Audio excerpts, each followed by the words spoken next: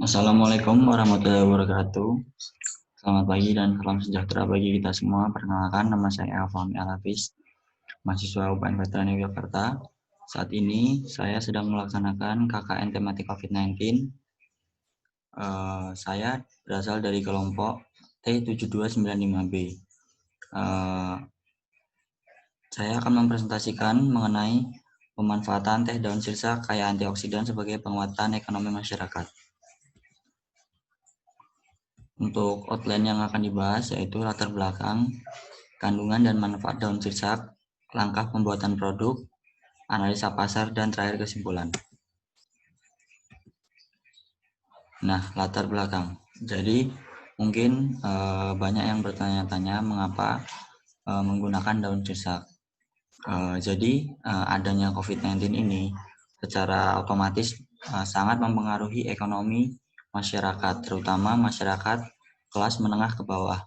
Nah, teh daun sirsak ini cocok digunakan sebagai solusi untuk meningkatkan penambahan pendapatan masyarakat. Nah, daun sirsak dipilih karena kebetulan di lingkungan wilayah saya melaksanakan kuliah kerja nyata, ketersediaannya sangat banyak sehingga memudahkan dan menghemat biaya produksi. Kemudian daun sirsak sendiri memiliki banyak kandungan senyawa-senyawa antioksidan yang dapat meningkatkan imunitas tubuh. Selanjutnya, kandungan dan manfaat daun sirsak. Kandungannya dari daun sirsak itu seperti yang sudah saya katakan tadi, banyak mengandung senyawa, di mana senyawa tersebut berfungsi sebagai anti kanker. Nah, bisa dilihat di sebelah kiri slide, kandungan senyawanya itu ada asetogenin, anokatanin, anokatalin, dan seterusnya sampai asam linoleat. Nah, kemudian untuk manfaat dari daun sirsak sendiri itu dapat digunakan sebagai obat penyakit jantung, obat diabetes, dan seperti yang saya sampaikan sebagai senyawa antioksidan. Kemudian langkah pembuatan produk.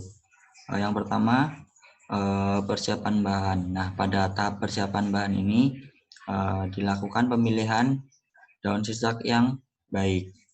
Nah, setelah dilakukan pemilihan daun sirsak yang baik, kemudian daun sirsak tersebut dicuci bersih. Untuk selanjutnya dilakukan pengeringan. Nah, untuk pengeringannya sendiri itu terdapat dua cara. Yang pertama yaitu melakukan penjemuran langsung dan yang kedua menggunakan oven. Nah, pada tahap pengeringan menggunakan penjemuran langsung dilakukan selama 3-4 hari dengan setiap 4 jam membolak-balikan jemuran dari daun sirsak supaya pengeringannya itu merata. Kemudian untuk oven hanya membutuhkan waktu 30 menit tetapi menggunakan suhu sebesar 60 derajat Celcius. Selanjutnya adalah pengemasan.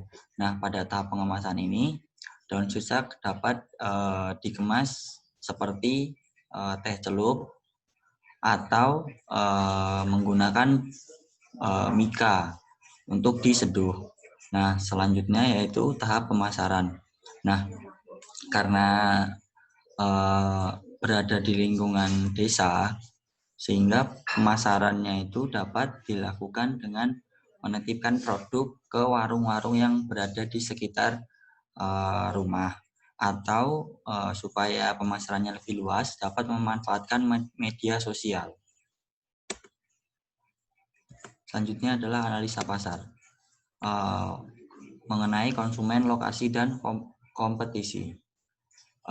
Produk teh daun sirsak ini ditujukan untuk konsumen dengan semua usia yang peduli akan kesehatannya.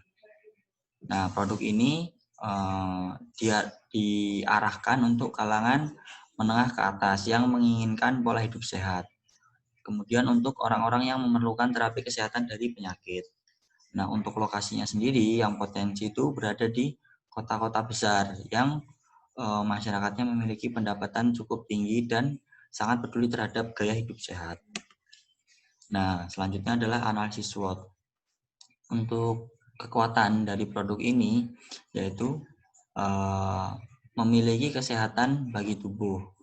Kemudian diolah secara alami tanpa menggunakan bahan pengawet dan memiliki harga yang terjangkau, karena seperti yang sudah saya sampaikan bahwa bahan bakunya itu diperoleh dari lingkungan sekitar sehingga tidak memerlukan biaya yang cukup banyak seperti itu. Kemudian untuk kelemahannya sendiri, karena tidak menggunakan bahan alami sehingga daya tahan dari produk itu sendiri kurang lama. Yang kedua, kemudian belum terbentuknya pasar sehingga memerlukan edukasi dari produk tersebut. Yang ketiga adalah peluang. Nah, karena belum banyak dikenal oleh masyarakat sehingga produk teh kesehatan ini sangat cocok dijadikan peluang karena belum memiliki banyak pesaing dan pada kondisi seperti ini kesadaran masyarakat mengenai kesehatan itu sangat meningkat. Kemudian untuk tantangannya sendiri, karena produk yang kita keluarkan ini baru sehingga otomatis juga brand yang digunakan juga masih baru sehingga perlu adanya adaptasi dengan brand-brand yang sudah lama berkembang. Selanjutnya adalah kesimpulan. Untuk kesimpulannya sendiri yang pertama, produk teh daun sirsak dapat dijadikan alternatif dalam meningkatkan pendapatan masyarakat selama pandemi COVID-19. Yang kedua, teh daun sirsak berguna sebagai anti kanker dan kaya antioksidan sehingga dapat meningkatkan imunitas tubuh. Yang ketiga, produk teh daun sirsak ditujukan untuk semua usia dengan target golongan menengah ke atas dan pasar potensial berada di kota-kota besar. Yang keempat, perlunya pemahaman yang baik terhadap analisis SWOT supaya produk yang diinginkan itu menghasilkan produk yang maksimal. Baik, sekian yang dapat saya sampaikan. Semoga bermanfaat. Saya akhiri. Wabillahi taufiq wal hidayah. Wassalamualaikum warahmatullahi wabarakatuh.